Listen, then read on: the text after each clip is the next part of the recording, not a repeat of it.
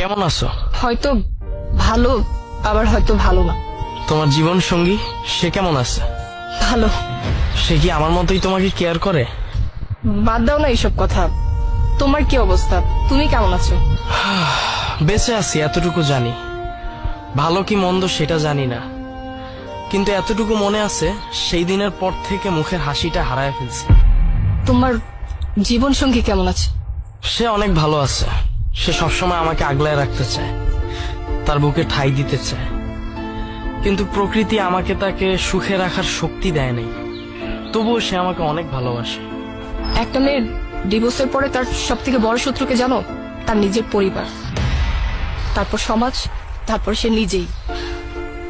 এখন তো নিজেকেই নিজের সব থেকে বড় শত্রু মনে হয়। তোমার কাছ থেকে চলে আসার পর থেকে হাসি মুখে দুমুঠো ভাত গলা দিয়ে নামেনি, আর নামাতেও পারিনি। কেন?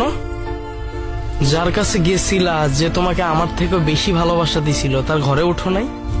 আসলে ও একটা প্রতারক ছিল, বিভিন্ন মেয়েদের সাথে প্রেম করত, আর মেয়েদের সাথে প্রেম করে শারীরিক সম্পর্ক করাটাই ওর নেশা ছিল।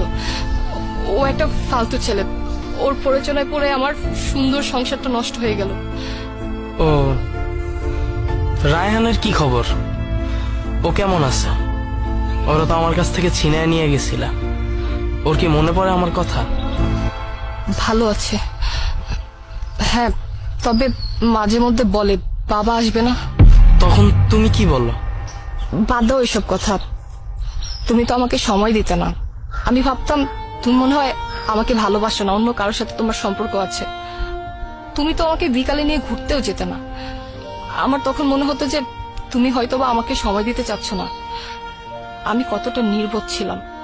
আমি যদি বুঝতে পারতাম যে তুমি আমার সুখের জন্য এতটা কষ্ট করতেছো, নিজের সুখ বিসর্জন দিয়ে কাজ করতেছো, কিন্তু আমি তা বুঝি নাই।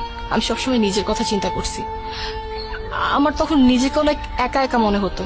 একাকিত্ব কাটানোর জন্য কি করব কিছুই বুঝতে পারতাম না। ঠিক সেই সময় ও আমাকে মেসেজ করতো। প্রথমে ভেবেছিলাম যে ওর সাথে কথা বলবো কিনা, পরে চিন্তা করলাম যে না, ওর সাথে কথা বললে হয়তোবা আমার একাকিত্বটা কেটে যাবে।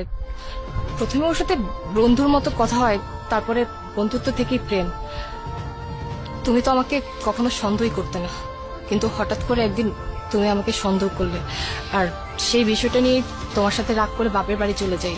আর তখন তুমি আমাকে আমার বাপের বাড়ি থেকে নিয়ে আসো, আর তারপর থেকেই তোমার বাড়িতে থেকে তোমার খেয়ে পরকীয়া শুরু করলাম।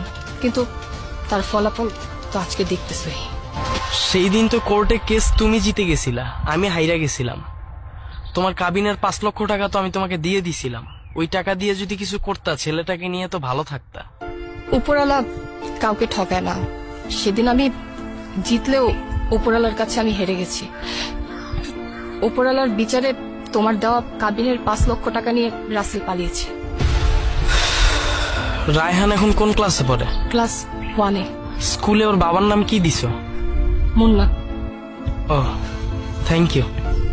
মুন্না, আমাকে একটাবার সুযোগ দেওয়া যায় না? তুমি সেই সুযোগ হাতছাড়া করে ফেলছো। মনে পড়ে সেই দিনের কথা?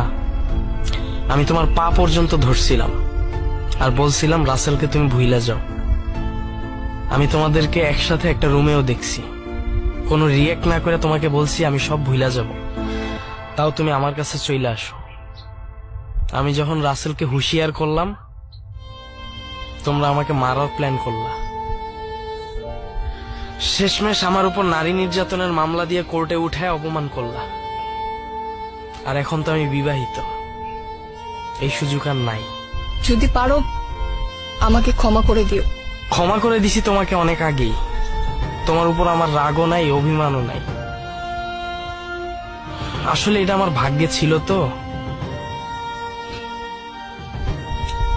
আচ্ছা ঠিক আছে, আমি তাহলে আসি। আমার অনেক দেরি হয়ে যাচ্ছে, কারণ আমার পরিবারের মানুষরা তো এখন আর আমাকে তাদের মেয়ে মনে করে না। আবার দেরি করে গেলে অনেক কথা শোনাবে। ঠিক আছে, ভালো থেকো আর রায়হানের খেয়াল রেখো।